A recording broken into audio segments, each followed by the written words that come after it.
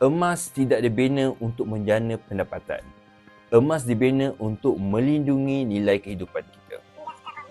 Ramai orang kata, kenapa nak simpan emas? Emas tak bagi dividen, tak bagi pendapatan. Dan ya, itu betul. Emas memang tidak beri pendapatan bulanan.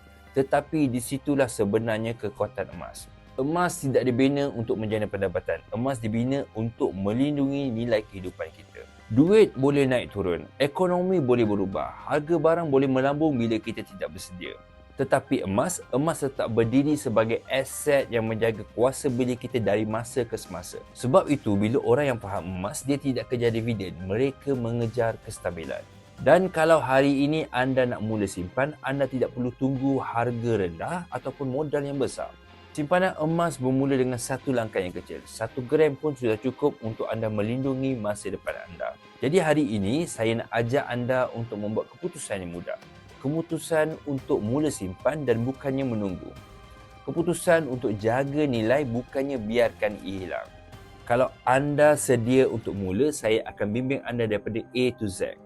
Kita mula perlahan, kita mula kecil, tapi kita mulakan hari ini. Jika tuan-tuan dan puan-puan ingin memulakan simpanan emas, tuan-tuan boleh hubungi saya dan jangan lupa share, follow dan juga like akaun saya untuk info lain tentang emas.